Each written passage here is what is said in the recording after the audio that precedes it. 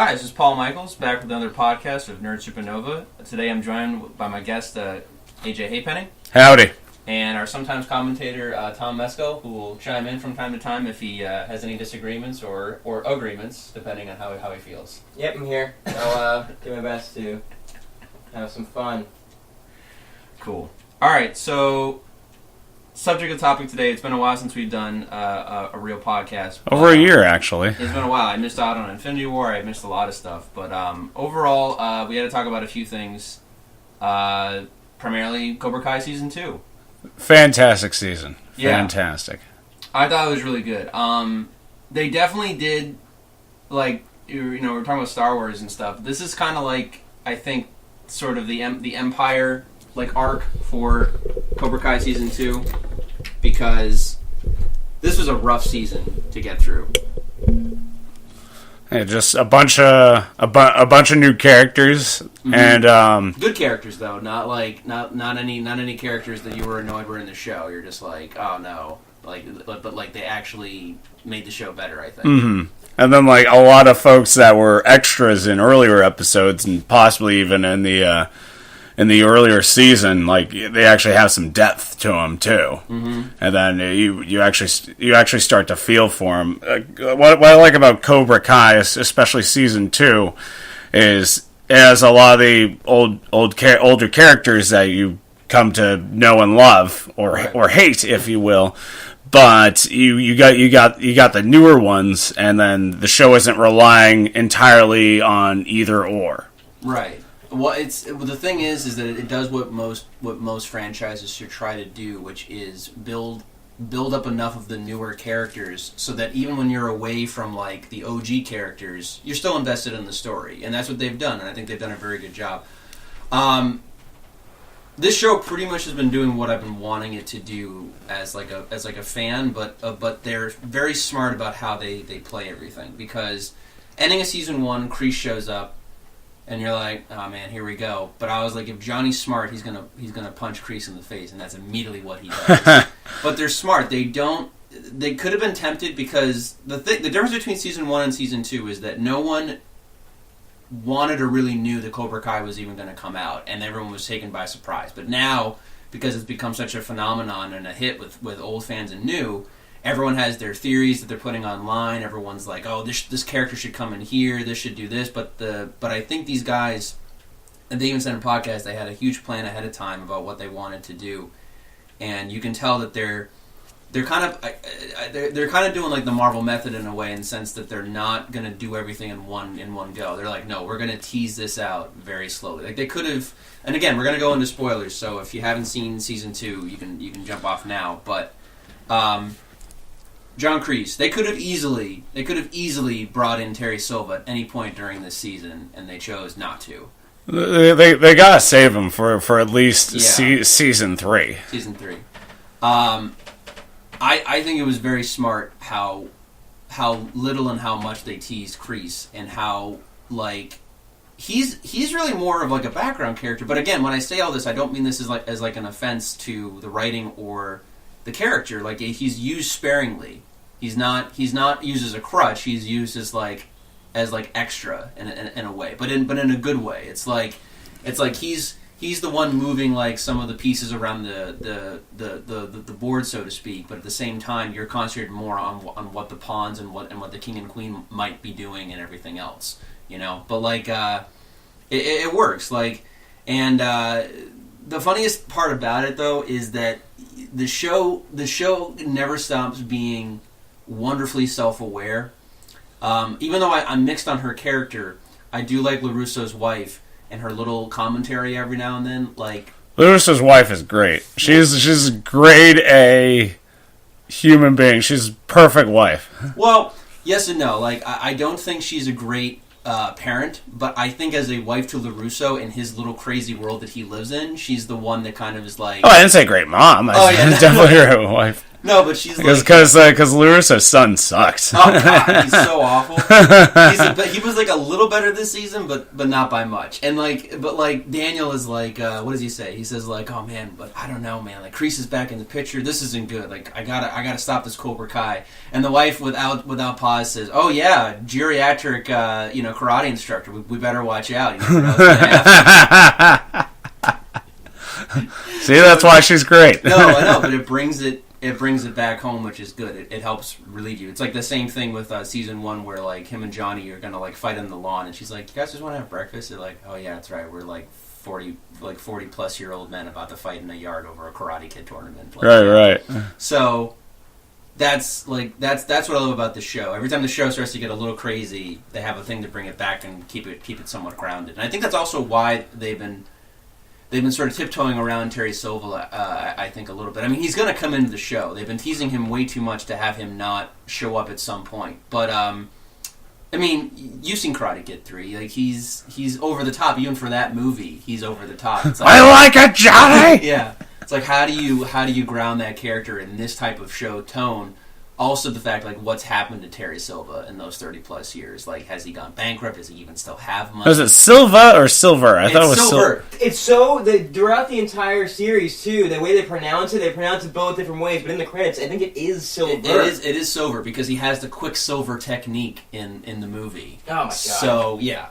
But I thought it was Silva for the longest time, too, and then we saw in the credits that it's Terry Silver. But, yeah.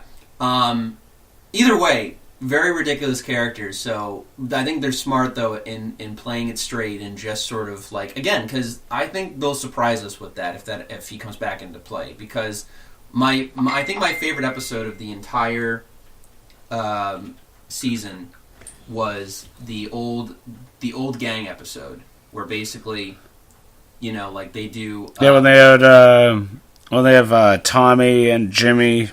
And Bobby, I think, right? Yeah. Yeah. But and in the credits, he's known as Bobby Brown. Bobby Brown, yeah. That's hilarious. But the thing Every is, little step I take. you don't think much about those guys in terms of, like, that much of the Karate Kid. Like, they have these, like, little moments, like, where, they have some consciousness. Like when Daniel LaRusso's getting beat up in the original Karate Kid with the skeleton costumes. Bobby's the one that apparently goes in and says, like, Johnny, I think he's had enough, because he's like literally like wheezing and all that other stuff. Yeah, he was the voice of reason, out of the whole Cobra Kai in the first movie. Yeah, and just like even at the end of the first Karate Kid, towards the end of the tournament, he's like, Sensei, I can beat him, but then Kreese like corrupts his actions in it. Yeah, like he's still a good kid. Was it Bobby or Tommy that swept Daniel's leg? It was Bobby. It was Bobby. Because Bobby was like, Sensei, I can beat him. And then, so like he's apologizing to Daniel as immediately afterwards. Like on the ground, yeah. Because Bobby was more of a two-dimensional character. Tommy was the body bag. Yeah. Was the body bag guy and also the biggest a-hole out of the three. And not counting Dutch. Like, so I think that was smart with what they did with Dutch. Now, that, if people don't know, in real life, that is Steve McQueen's son, who was getting into acting back then, and I think he did a few other movies, but for the most part... He did a movie with the Ultimate Warrior, where he played a cop, and it was a buddy cop movie, and his partner's name was Sledge, and Sledge gets his head cut off. I saw this as a kid, and I also saw, I think, like, Angry Video Game Nerd, like, reviewed it for some reason. Probably. Well, he's also been a fan of the Karate Kid stuff, too, so I wouldn't be surprised. And he also and also Ultimate Warrior, too. Ultimate Warrior had one line in that whole movie where he was in, like, prison. He's like, "Get me out of here!" And then I'm thinking, Dutch did this movie, but he turned down Cobra Kai Season 2. So here's the thing. So I looked into, like, because they were doing all these interviews and stuff, so I stayed away from all of it because I didn't want to be... Because I know it's a show that has very limited, twists and turns and, limited spoilers. So, if you see something, you're hurting yourself. I wanted to be as completely in the dark as I could. The only thing I think I watched was the original trailer for Season 2 and the one clip where... Miguel and Hawk, are basically disciplined by Johnny for basically cheating in the tournament, basically. And I was like, okay, great. I love that. Going in the right direction. And that's all I needed to see. I didn't need to see anything else more than that. So I stayed away from anything related to Cobra Kai until literally the night of the show. And then I went, full toe and looked up everything. No, I need everything. I need everything short of spoilers. I watched all 5 trailers, all short scenes, just to get myself amped up to see this. Right. Well, like I said, I wanted to take it all in one thing. But basically, Martin Kove, the guy who plays Kreese, was doing an interview on Collider, and I guess he's still in touch with a lot of these kids and stuff because he was in touch with Chad McQueen who plays Dutch and everything. And I think obviously Martin was probably on board from the get-go. And he's like, listen, you gotta be part of this, man. Like these guys know like the mythology. Like they love these characters, and they had written a part for Dutch to do something. I'm assuming he might have joined Kreese possibly, because out of any of them in the original Cobra Kai, Dutch is maybe the only one that would have, maybe stuck around, even though he wasn't in Karate Kid 3 or something like that. But it's hard to say like what would have been the actual story, but. It was smart because, they immediately wrote it off that Dutch is in prison, and out of any of those members, Dutch would be the one that would probably be in prison. Well, if McQueen decides to show back up, yeah, like they could actually use that to their advantage, because we don't know what happens to Robbie afterwards. Robbie could be on the run, or he could be in jail and runs into Dutch, right.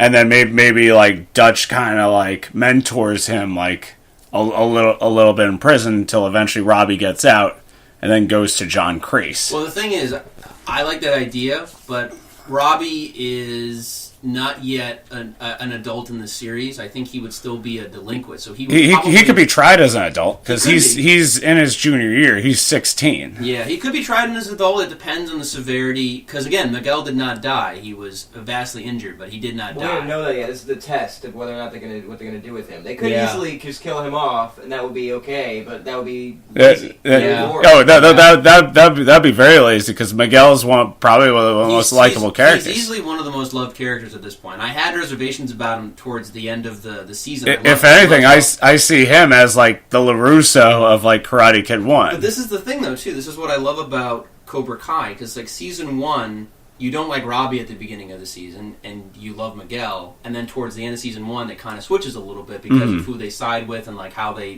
make choices and stuff.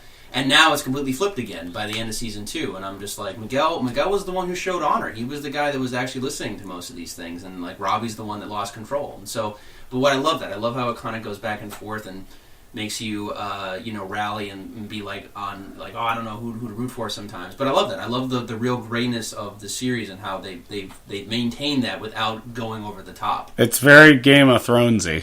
Yeah, but I like it though. I like that. You don't really know who to root for in that aspect. Yeah, but it's good though. I like that, and I think it's really smart of the writers to keep going with that and everything. And they do know like what they're doing. They're trying to keep this a character based show. The karate is there for fun, and that's the backdrop. That's what gets you into it. But like we're there to see Daniel and Johnny and their kids and like what they're gonna do. I mean that's what everybody pretty much gravitated to the show. They wanted to see Johnny and LaRusso continue their feud, but at the same time, you're liking all these new characters like Aisha, and Miguel, and Robbie, and Tori now, I guess. Yeah, we don't know anything about her character, and I like her a lot, but I want to see them go into her. So we only know that she was raised tough because like raised tough and poor, but like that's what I love about it though. Like she's not just the badass.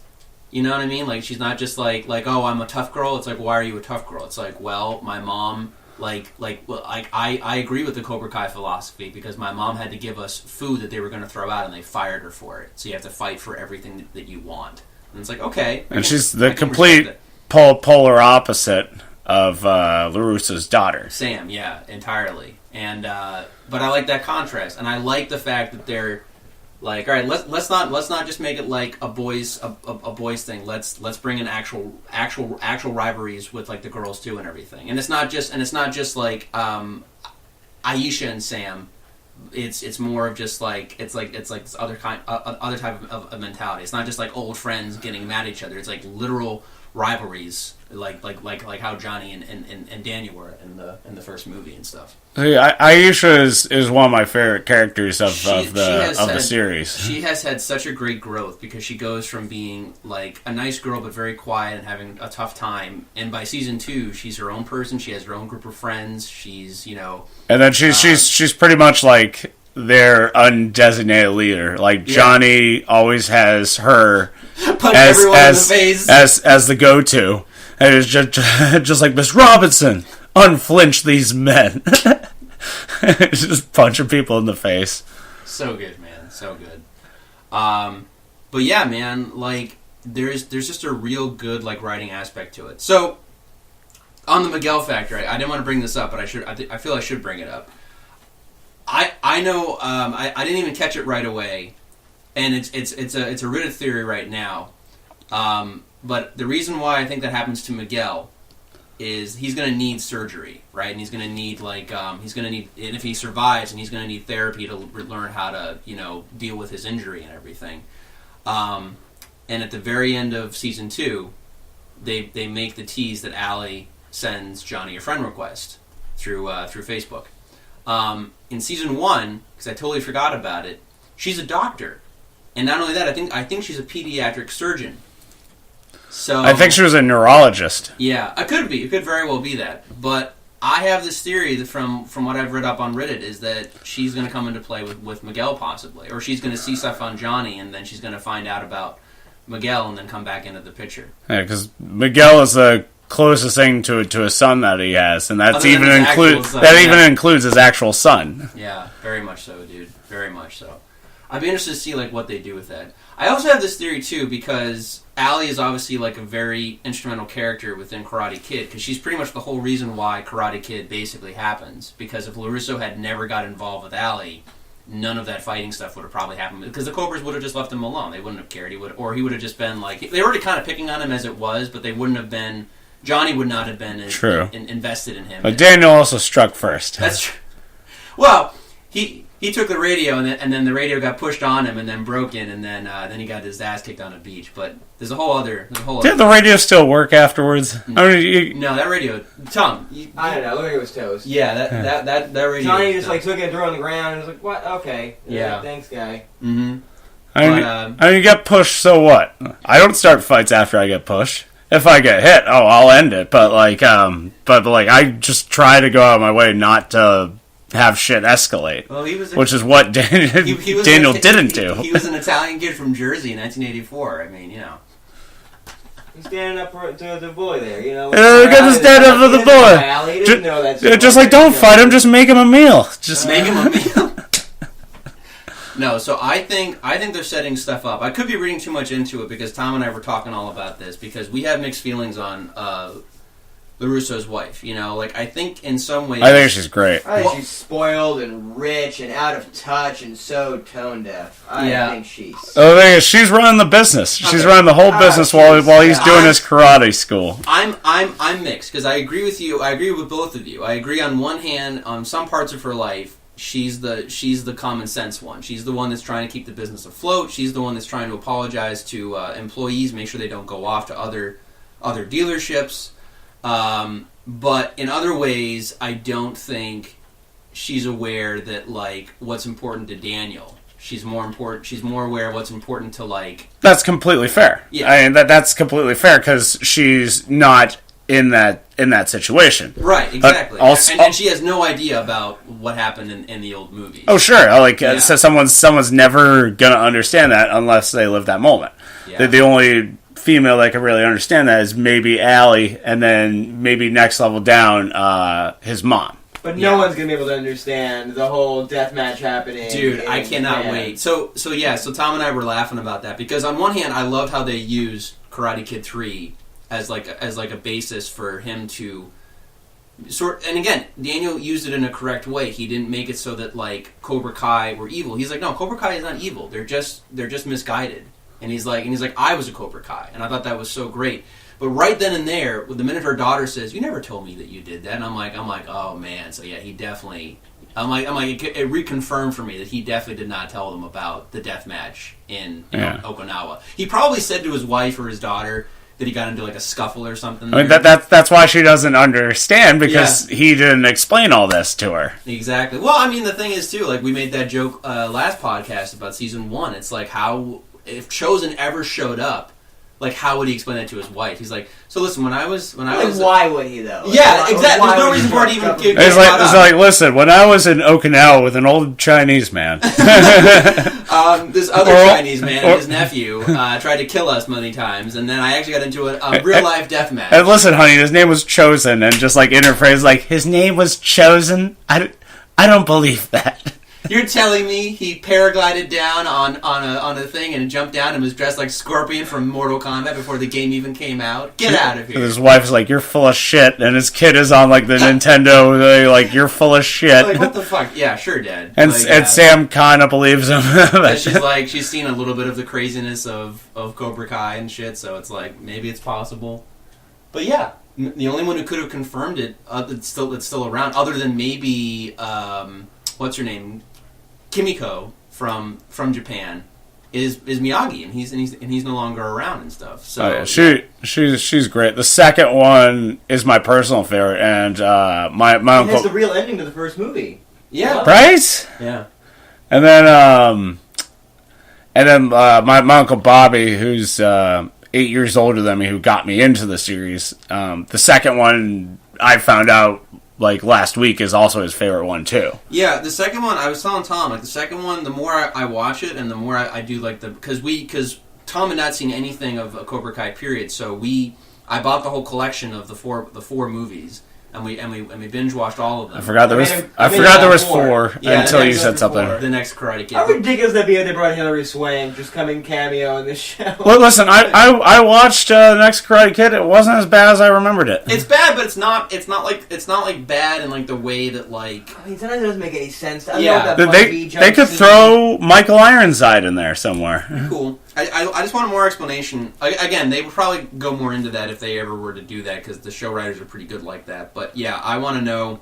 As much as I'd love to see Hilary Swank in there, I don't think they can like really afford her. I don't know. I mean, I think what they're going to do is they're slowly going to build up the budget too on the show. Like as they're doing, they're getting like these old actors to come back, and they're going to slowly tease, like Elizabeth Shue and stuff like that, and then maybe they get Hilary Swank. And maybe they get, first of all, Dutch before that. Yeah, exactly. So I wonder how they're going to explain that, though, honestly. Because, Miyagi probably never told LaRusso about Hilary Swank's character at all. Well, no, so the creators of the show have talked about that. Because they were saying, like, what they consider canon and what they don't consider canon. They're like, we consider the next Karate Kid canon. We do not consider Jaden Smith Karate Kid canon, because we consider that a different universe. Yeah, even though Will Smith is one of the producers of Cobra Kai. He's a producer because, I mean, granted, he likes what they're doing, but Will Smith is a producer because he got the rights through his company Overbrook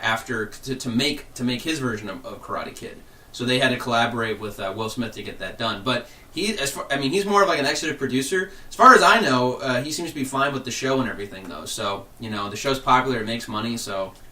All for it and stuff. And I don't even know if Jaden Smith's even doing acting anymore, so there's that. He's more doing into charity work right now, but honestly, I wouldn't mind if Jaden Smith showed up. I honestly would not. I still haven't even seen that one yet. Yeah, it's fine. It's not okay. Terrible. It's not terrible, but I would say even if you were to do that, if that was even a possibility, that's something that you have to build up. He could, LaRusso could go to Okinawa. Yeah. You could face Chosen and then see Jaden Smith later on. Unfortunately, though, I think Karate Kid, the reboot, took place in China. That's right. Yeah, so that would be maybe a bit of a stretch. But however, so back to it a second, because we were talking. My favorite episode was the reunion of old Cobra Kai. I think I know where you're going with this. No, but I think it was fucking genius with what they did with Tommy. Very much so. No, because just doing a callback from the first movie. I saw it a mile away the minute I saw Tommy's condition, but it was still so well done. And I said to Tom, I guarantee you, they made a joke in like the writers' room. They're like, "Oh man, what if Tommy ends up in a body bag?" And then they're like, "Wait a minute." Yeah, and that's really fun. And like, like even if something's predictable, doesn't mean it's any less good. Exactly. Like, predictability doesn't mean automatically bad. Like the whole series, like of Cobra Kai, like I saw like a good portion of stuff happening. And I'm like, okay, great. But it was still done well. Yeah, it was still satisfying coming to those conclusions too. Right, and we had the same talk about Westworld season 2, where they changed stuff last minute, and it didn't gel as well because that's not where they were originally building up to. Well, that whole show doesn't gel as well in my opinion, but like that's a whole. We're talking about Cobra Kai. No, but I'm saying like predictability. The video staple, Jimmy. But yeah, no, the predictability does not make it a worse show. Like if you can make it work and it's organic and it works within the show, then and you can play it straight, then there you go, just go for it. So Tom and I had an argument because Tom disagrees with me on. Let me make the point, and you feel free to interject. Now, on one hand, I do admit that it's a vicious cycle with how the characters work with one another, both the old and the new generation, as well as the fact that Kreese did a good amount of damage this season. But I think the two characters that did the most damage this season, especially for the last episode, were Sam and Robbie. Out of any other characters that like had long-lasting consequences on the show as a whole this season, I think Sam and Robbie were like not like on purpose, just inadvertently, like the cause of like a lot of the problems. They had Sam be like Eve from Adam and Eve. It's just like, look, women ruin everything, and then ruined two couples, and one of them being her own. Well, that's the thing though too, is like it's like Sam is not like the thing is Sam and Robbie are not inherently bad people. That's what I kind of love about this show. They're not inherently bad people. Like they do want to do good, but it's certain choices they make that end up backfiring like dramatically. Like, well, they're having reactionary choices. No, I know, but okay, so for instance, when they're at the country club and she immediately assumes that Tori stole the mom's wallet. Yeah, and stuff she like falls that. victim to the track record of the Cobra Kai she's seen so far. So Right. that kind of sucks. Like at the same time, she kept blaming her for thinking that. Like, hey, you stole booze from the bar. Why not steal a pocketbook from a person? It's not just like Sam out of nowhere is just like, oh, this person's bad because she's white trash at a country club or something like that, or whatever is in her brain. Yeah, and that really sucked. That's on her. That move is on her. But that's a strange assumption to make. But I don't know. But I mean, and again, I'm when I'm saying that they're to blame, I'm not saying that they're doing it like voluntarily, like they're doing it inadvertently. Basically, I'm just saying in the grand scheme of things, it's just funny how that kind of. I don't know. I trying to find people who are the root cause. Like, they're the absolute cause, even if it's their fault. Well, I mean, the absolute root cause of almost everything that goes wrong is definitely Kreese. Yeah, it's definitely Kreese. I mean, I'm glad that they played that up. I'm glad because if Kreese had just stuck around with no real confrontation, I would have been pissed. But the fact that Johnny fights him. The fact that they try to make Kreese look more like a sympathetic character, even though you're in Karate Kid 3 mode basically all the whole time, trying to second guess. I was worried they're going to make him a clown. When he showed up at the end of season 1, I was unimpressed. Because the way, hey, how you doing?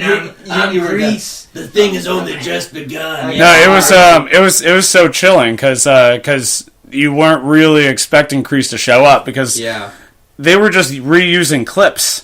Yeah. From Karate Kid 1 that they hadn't used. And you basically were like, okay, they only got William Zabka and they only got Ralph Macchio. So you're like, that's all they really needed. They don't need to do anything else, and it's like that whole budget was spent on getting them back in the show. So when Kreese showed up, it was like an actual surprise. And like a way, right? I mean, no, absolutely. To me, it was definitely chilling. Me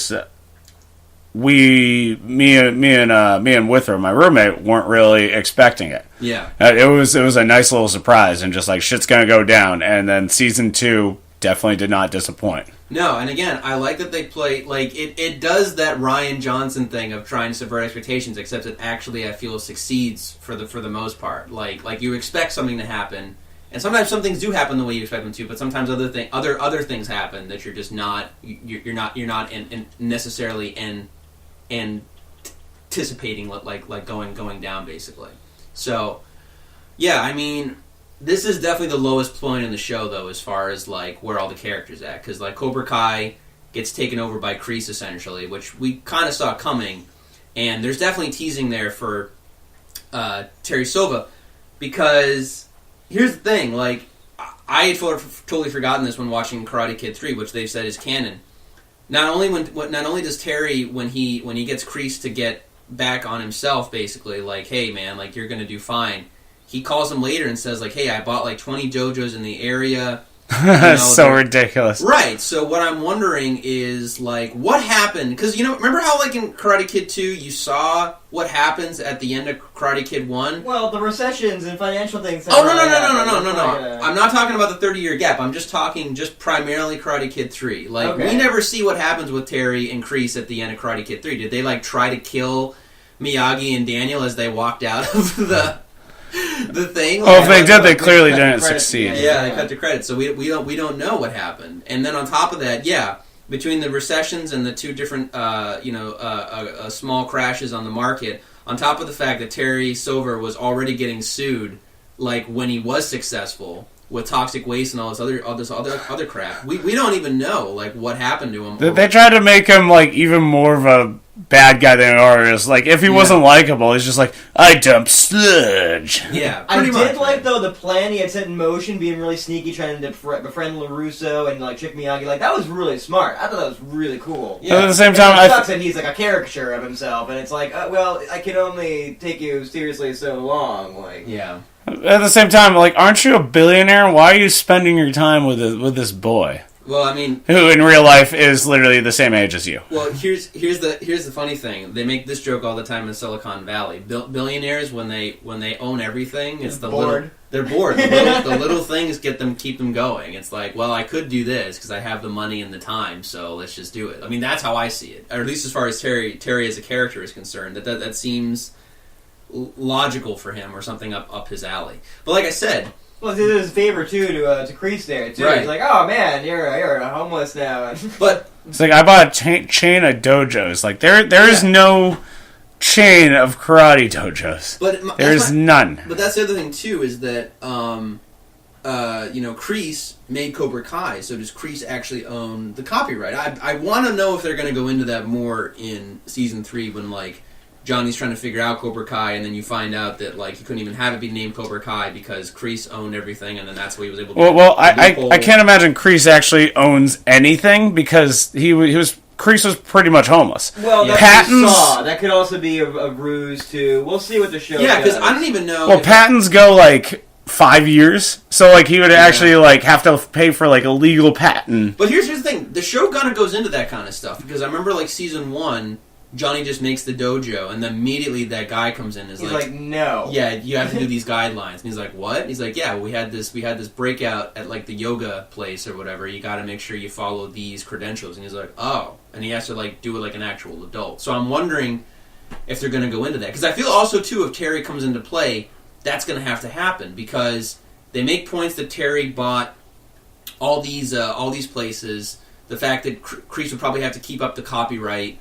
All this type of stuff. So I'm wondering. Once he could have repurposed them into other things too. It's like you said. Kreese is very vague, but he basically we know very says little. Right. He says basically there was a loophole that he manipulated, which probably he could have had help from with Terry. The fact that the landlord is not a friend of Johnny's at all, or even likes Johnny. So very again, sleazy dude. Yeah, the guy from Borat. Yeah, literally the guy from Borat. It's good to see him in a role where he keeps his clothes on. Yeah, thank God for that. But yeah, like I mean. So there's all that mentality. But then on top of that, you have Daniel with his wife at the hospital, and Sam is, like, not doing well. Miguel is, like, crippled. And she's just like, Daniel, like, no more karate. Like, no more. Like, it's done. So both dojos are essentially defunct from their original masters. Miguel is paralyzed. Sam is like traumatic and has stitches. Assume paralyzed. It could be worse. It could be better. I'm just saying. I don't know. Like hypothetically paralyzed, but either way, no one is in a great place right now. By the end of season 2, So I want to see like what they're gonna probably they're taking a lot of inspiration from the Rocky series. So I want to see what Rocky 3 they're gonna pull out and like what's gonna happen and like where they're gonna have this big redemption arc and stuff. And where they're gonna go with that. Where I think it's possibly gonna go with that. Yeah. LaRusso season 3 training for a little bit like in secret from his wife. Probably. And then his wife finds out just like, no, this is what got our daughter in the hospital in the first place. No more karate. And like the kids are looking for a place to go. So it's either A, go back to Cobra Kai, or B, LaRusso goes to Johnny. Is just like, in the meantime, well, that's the thing too. If you can train these kids, might not be my way, but like at least they'll have something. They'll have an outlet, and they won't be running around being a bunch of crazies. But here's my thing too: is that so many times in this show, LaRusso and Johnny have come like within a hair's length of just being friends, and Robbie has to screw it up every freaking time. The kids, they screw it up. No, they screwed up themselves. Just stupidity. No, but there's that too. But there's a lot of like hostility there already previously. But the kids do not help in that situation. It's not their fault. It is their fault. Sam couldn't go home and just be like, like just like the kids are all fault. Sam couldn't keep in the pants. Robbie doesn't give a shit about his dad, but the second he needs a place to bail, he then decides to go there. And because he's trying to do better by his son, he wants to be, like a friend to his son, so he tries to, granted, LaRusso was kind of in the wrong. He's like, no, dude, they're fine. They'll be home in a little while, and then LaRusso kicks the door and stuff. So yeah, like I said, because LaRusso's a little bit of a hothead too. People keep forgetting that. He's a hothead, and he's a very overprotective parent. So like, I'm not saying that him or Johnny are not at fault, but what I'm saying is the kids do not help in that situation. If anything, they fan the flames. So what I want though is what you're saying. I want LaRusso and Daniel to become allies and become friends, and like, they're going to become allies in just in a common goal against Kreese only. Yes, and that's fine. But I want them to at least see eye to eye, and like at least understand where the other, because the whole show is based on the premise of misunderstandings and miscommunication. Like that is the primary fire of the whole series. Like that's what keeps the series going. Is like are those two huge elements basically, because that's what gets the characters like riled up. Apart from say guys like Kreese that do things on purpose to get things going basically. So, but my theory is that they will come together. They will try to form either one dojo where they can do different styles of teaching, because you can have two coaches, running a team, and one does one style and one does another. Or they figure things out and they're able to go about their separate ways. Either way, I want them to see a resolution with Cobra by the end of Season 3. And then I want to see if they're going to bring in stuff from Karate Kid 2, if that ends up happening. I don't think they're going to bring in stuff from Karate Kid 2. I think it's going to be more continuing bringing stuff from Karate Kid 3. Okay. They're never going to bring in Terry Silver. Because what are all these other actors and actresses doing that were involved in the first 3 movies? Like, well, the only ones that are like legit have things going on is Elizabeth Shue and Hilary Swank at this point. Like everyone else is kind of like low.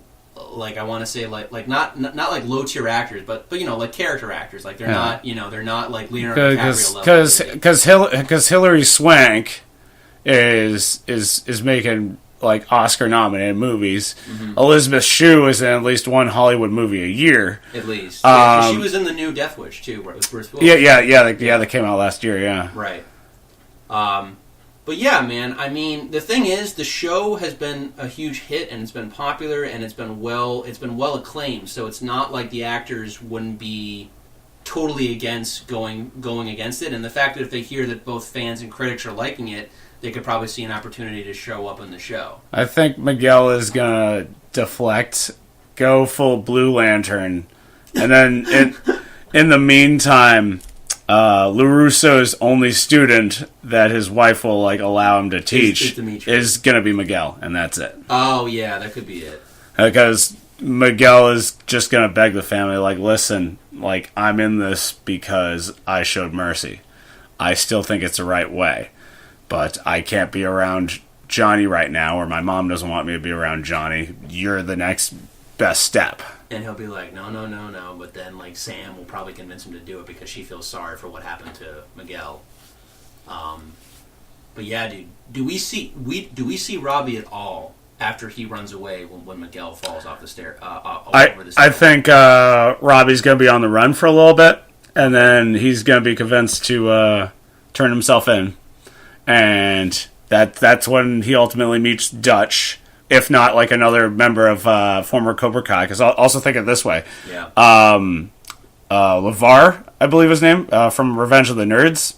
Oh, yeah. He's in it, too. Yep, yeah. He was in that, too. So, like, you go to prison, like, he could meet him and, like, ultimately mentor him in a way until he gets released, and then John Kreese is taking care of him. Acting, the guy? As far as I know, yes. Okay. Well, I don't know, man. He does smaller roles. Like I see him pop up in like a CBS or an NBC like drama every now and then. Right. But like nothing like Elizabeth Shue or a Hilary Swank. Well, here's the thing too, is that like these writers and these showrunners, they pull things that you don't expect them to pull. Like they pull from everywhere. So like they'll take like a little like one line thing and they'll make a whole episode about that. Like it's amazing what they can do with like, because these are guys who were obsessed with those movies. So they're just taking it in directions that I never thought they could do. But like they could very well do that. They could literally take like a background character and have him have a whole episode, and now he's the main character in the show, because that's what they do. They could literally do that. So I don't know, man. I'm most invested in what's going to happen to Miguel and Robbie. I can kind of picture what can happen to LaRusso and Johnny going forward, but I have no idea about the rest of the younger characters. I want Dimitri to stop being annoying. I think Dimitri is learning. I think Dimitri is definitely... He is, but he's such a... Oh, I know. Well, like Dimitri is annoying, but he's one of those characters that, like, personally has progressed more. Yeah, but in necessarily a good way. Like, Hawk's character changed almost 360, almost completely. Yeah. Dimitri is still him, still his annoying self. Yeah, it's like he's less anxious about getting into a fight, less notes from his mom, right. And he's just like, you know what? I'll run, but I won't run as much as far as I normally do. He's basically like, I'll run if I legit feel my life is in danger, but if I know that I can face a problem now, I won't run at every opportunity that's given to me, basically. So, and that's the thing, too, what I liked about LaRusso is he really did find the crux of Dimitri. He's like, listen, dude, you are a guy who is anxious about everything. You're able to see things, 5 miles down the road. So karate is not much different. Like, you should be able to anticipate where everything is going to be because you're already like that. I forgot about that because he actually said that's an advantage that you have over all other students, including here and Cobra Kai. Exactly, and like he actually utilizes it against Hawk later, which was a good payoff. I did love that freezer scene though because he does block LaRusso's thing. And he's so happy, and then he's like 5, and then another kid kicks him in the stomach, and he goes down. But like, that's a good start. it's a good baby steps or whatever he says. Yeah, baby steps. But the fact that he could train Dimitri and have patience with that character shows a lot of growth on LaRusso as well. Because unlike Miyagi, he's very impatient.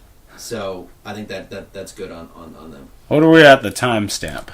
We're almost at 45 minutes, so I think we should try to wrap up. Yes. But honestly, dude, like this season was good. It's definitely much more of a downer ending than season 1, which was more mixed, but had some cool stuff going.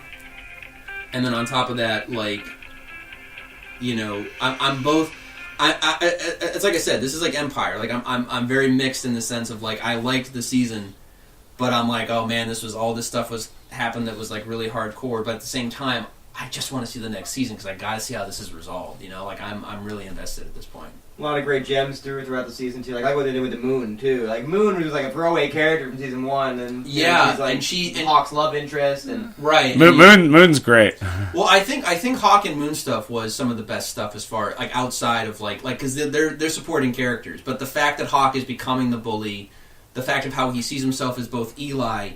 And then going back and seeing himself as how he is as Hawk, and then dramatically he starts to lose things as the season goes on, Like that's very well done. And then like Moon is just she's not trying to be like she's not like the character from season 1. Like the blonde girl that was like leading them and was like the Regina George essentially, you know. Yeah, who's gone by the way. Yeah, thank goodness. Yeah, because she either happy birthday to her. Yeah, she either disconnected from them or or they disconnected from her after the fire pit, which was good. Yeah, but yeah, Moon is great. But you're just realizing Moon basically was just popular because she's extremely hot, but she's not like a bad person. Yeah, she's not earthy, crunchy, and it's cool to see another like a bi character out there too. Which that was great. That twist was done like very well, and I liked how that was utilized. That was a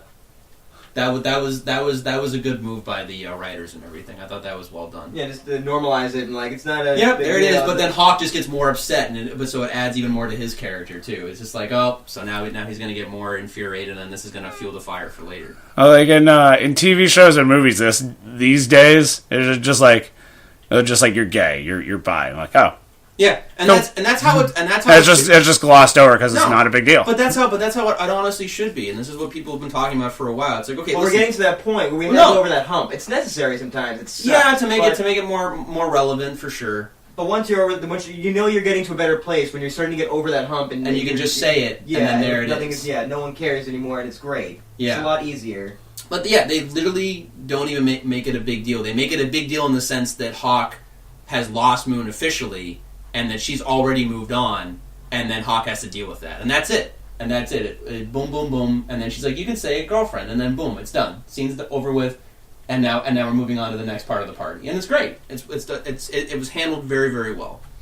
So, anyway, like I said, season 2 great. Want to see season 3? I'm invested. I want it right now, but I'd rather they take their time and make it good, and then we'll go from there. I was surprised that the whole show took place in literally the following summer. It's just the one summer, and that's it. It's a cruel summer. Right, a cruel summer. And speaking of that, the cover of that song from that trailer, people were begging the artist, who did that, because she commented on the trailer like, "Hey, thank you for enjoying my song of Cruel Summer." So many people went to her YouTube page and they're like, "Hey, how come the whole track isn't there yet?" She's like, it will be. So she literally waited, or the producers said, wait until the whole series comes out. Right. So it came out, that whole track came out 2 days after the series came out, which people can record it, download it, etc. So it's smart on whoever's part to do that, and now it literally has 3 million views. Well, dude, what I love about it is that it's so weird because this show is hugely popular, but it's not on the same level as Stranger Things or whatever. Because I don't know, I keep wondering different streaming service. More people have Netflix, and that's the significantly more. That's the thing though too. I'm fine with it being on YouTube because it seems, as far as I'm able to tell from the interviews and stuff, the creators have no disagreements with YouTube as far as they've been able to say. YouTube has pretty much let them do what they've wanted. The only time they have notes, if at all, is because it's actually just questioning the show more in oh well, why does this happen? What are you trying to do in the show? And they're like, oh, we're doing this, so this and this can happen. And they go, oh, okay, that's cool. and then they pretty much just let them go for it. That's as far as they've said in interviews. That's the level of involvement that YouTube has basically had with the show. Just it's only more about they're invested essentially okay, why does this happen? Oh, this happens because we need to set up for season 3 essentially. So they're like, okay, great. All right. So, any final thoughts? Honestly, the fact that they were able to utilize the old Cobra Kai gang as great as that was, because that was one of my favorite episodes of the season. The fact that Ralph Macchio and William Zabka are still so good in these roles and still committed to these characters, and the fact that the creators and the writers of the show are as invested in the characters as we become, shows a lot of growth and and good storytelling. And that's what I want. I want a good character-based show. I'm invested, man. I think it's great. I give it a huge thumbs up, and it sounds like you're pretty much in the same vein. Very much so. Yeah. As far as final words, I'll have to go back and listen to when we reviewed Season 1 of Cobra Kai, but my prediction for someone that's going to show up next season, and can't say because Allie, it's confirmed. To me, it's going to be Dutch, and I don't know. Okay, so I want to go back on this because Martin Kove, again, it's hard to say because Chad McQueen has not acted in 30 years. Now, Dutch was not a very, multi-layered character. Very true, but I think he might come back just for this. Yeah, but he would be probably in Cobra Kai. But I don't know. I don't know what his mindset is because, again, he might just not want to be in the limelight. Because from what it said, Martin Kove talked to him personally, trying to get him to come on for season 2, and said, dude, these guys are good writers. These guys know what they're doing. These guys are invested in these characters. They've taken small characters and made them huge. They want you for season 2. So maybe if Chad watches season 1 and season 2, maybe he already has at this point, and he feels confident enough that they can do well by him as an actor as well as make a good character for him. Maybe he will. But I'm not holding out hope. But they're smart. They made his character go in jail, so that's always a card that they have up there to grab from if it ever comes to the point where Dutch gets released from prison or is still in prison or whatever. Because Johnny can still visit him. So you never know, man. You never know what they're going to do. And who do you think that hasn't officially confirmed that may show up in season 3? Season 3. I mean, Allie, obviously we talked about, but again, they neither Elizabeth Shue or the writers have confirmed that they actually have her. Well, without Elizabeth, like I said, not counting Elizabeth Shue. I know, not counting. Honestly. They could bring anybody. Terry Silva. Just one. Terry Silva has to come back. Okay, Terry Silva it is. Yeah. So that's the number one choice. He has to show up and see. He even if just a cameo at the very end of season 3, he has to show up in that season at some point. That has to happen. Yeah. There's no way it can at this point because they've teased him enough in both seasons 1 and 2. So, yeah.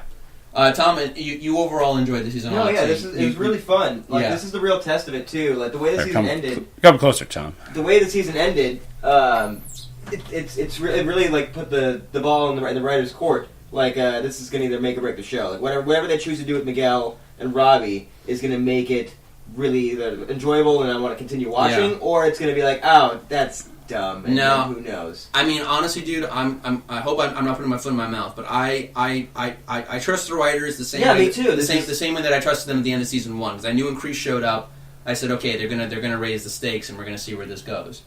But so I think they're playing it smart, and I can only hope that they keep continuing to do that. So yep, that's all I got to say, pretty much. And that's all I got. All right, cool. All right, guys, check out Cobra Kai season 2. It's great.